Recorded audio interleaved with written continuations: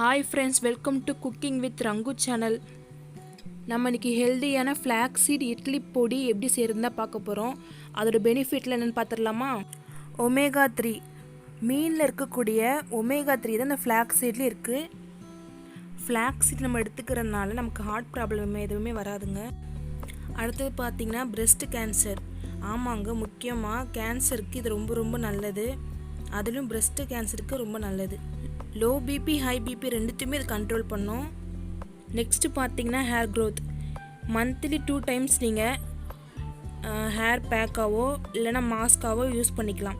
அப்படி இல்லைனா hair serum கூட இல்லை ரெடி பண்ணி நீங்கள் அப்ளை பண்ணிவிட்டு வரலாம். நல்ல ஹேர் க்ரோத் கிடைக்கும் உங்களுக்கு.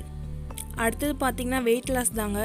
இந்த ஃப்ளாக்ஸ் சீடை கொஞ்சம் வறுத்து தனியாக பவுட்ரு பண்ணி எடுத்து வச்சுக்கோங்க. டெய்லி மார்னிங் வெதுப்பான தண்ணியில் ஒரு 2 ஸ்பூன் போட்டு குடிச்சிட்டு வந்தீங்கன்னா வெயிட் லாஸ் நல்லா ஆகும். பிடிக்காதவங்க இது மாதிரி இட்லி பவுடர் அடித்து ட்ரை பண்ணி பாருங்கள், நல்ல ரிசல்ட் கொடுக்கும். இப்போ இட்லி பவுடருக்கு நான் 1.5 கப்பு கருப்பு உளுந்து எடுத்துக்கிறேன். நீங்கள் மேக்ஸிமம் இட்லி பவுடர் அடிக்கும் போதெல்லாம் கருப்பு உளுந்து எடுத்துக்கோங்க, ரொம்ப ரொம்ப நல்லது. ஒரு 1/2 ஸ்பூன் எண்ணெய் ஊற்றி வறுத்துக்கோங்க. நல்லா ப்ரௌன் கலரில் வறுக்கணும். உளுந்தெல்லாம் நல்லா சேர்த்துக்கோங்க. உளுந்து நம்ம சாப்பிட்றதுனால பீரியட் டைமில் வர பேக் பெயின்லாம் வராது. அதுவும் இல்லாமல்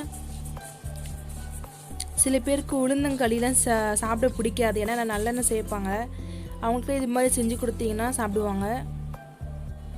இப்போ பார்த்தீங்கன்னா நல்லா வறுபட்டுருச்சு. இப்போ ஒரு பாத்திரத்துக்கு இதை மாற்றிடலாம்.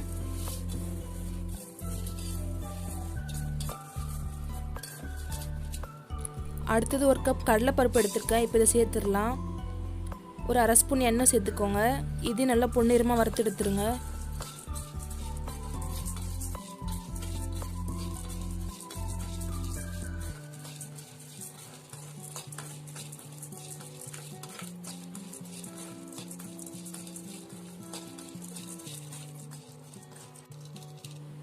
இப்போ பார்த்தீங்கன்னா நல்லா ப்ரௌன் கலரில் நம்ம வறுத்து எடுத்தாச்சு.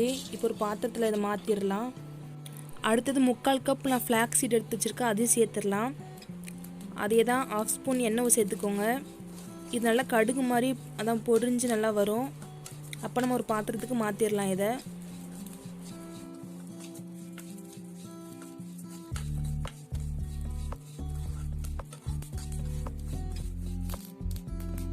இப்போ பார்த்தீங்கன்னா நல்லா கடுகு மாதிரி வெடிக்க ஆரம்பிச்சிருச்சு. இந்த டைமில் நம்ம வேறு பாத்திரத்துக்கு இதை மாற்றிடலாம்.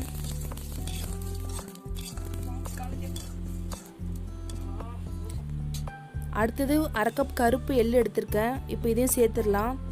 1/2 ஸ்பூன் எண்ணெய் ஊற்றிக்கோங்க. இப்போ நல்லா மிக்ஸ் பண்ணி விட்டுக்கோங்க.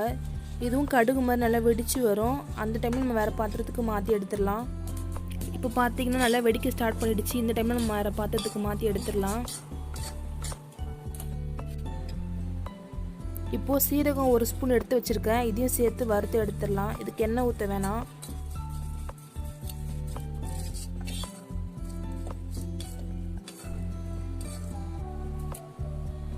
அடுத்தது மிளகு 1 ஸ்பூன் சேர்த்துடலாம்.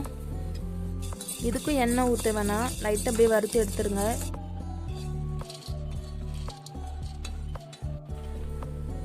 பூண்டு உரிச்சு வச்சுருக்கேன். ஒரு 4லேருந்து 5 பல் சேர்த்துக்கோங்க. இது ஆப்ஷனல் தான், வேணா சேர்த்துக்கோங்க, வேணா ஸ்கிப் பண்ணிவிடுங்க.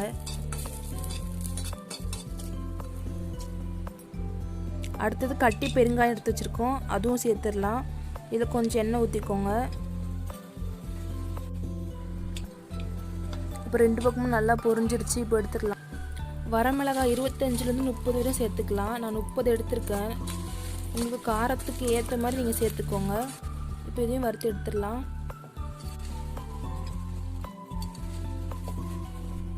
அடுத்தது கருவேப்பிலை சேர்த்துடலாம். நாங்கள் கருவேப்பிலை கடிக்கிறப்போலாம் காய வச்சு எடுத்து வச்சுப்போம், அதை தான் இப்போ சேர்த்துருக்கேன். இதையும் வறுத்து எடுத்தாச்சு. இப்போ நல்லா வறுத்து எடுத்து வச்சுருக்க எல்லாத்தையும் நம்ம ஆற வச்சு எடுத்துடலாம். இப்போ பார்த்தீங்கன்னா நல்லா ஆறிடுச்சு. இப்போ நான் ஒரு மிக்ஸி ஜாரில் இது எல்லாத்தையும் சேர்த்துக்கிறேன். 2 இதாக போட்டுக்கலாம். ஃபஸ்ட்டு ஒரு ஆஃப், செகண்ட் ஒரு ஆஃப் அரைச்சிக்கலாம். இப்போ அரைச்சி எடுத்துகிட்டு வந்துட்டேன். இது மாதிரி இட்லி பொடி பதத்துக்கு அரைச்சிக்கோங்க. அடுத்து 2ஆவது பேட்சில் உப்பு சேர்த்து அரைச்சி எடுத்துக்கிறேன்.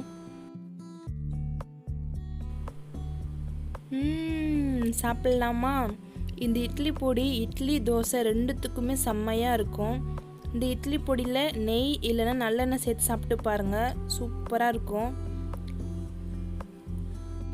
நான் இன்றைக்கி பண்ணியிருந்த வீடியோ உங்களுக்கு பிடிச்சிருந்துச்சின்னா லைக் பண்ணுங்கள், அப்படியே உங்கள் ஃப்ரெண்ட்ஸுக்கெல்லாம் ஷேர் பண்ணுங்கள்.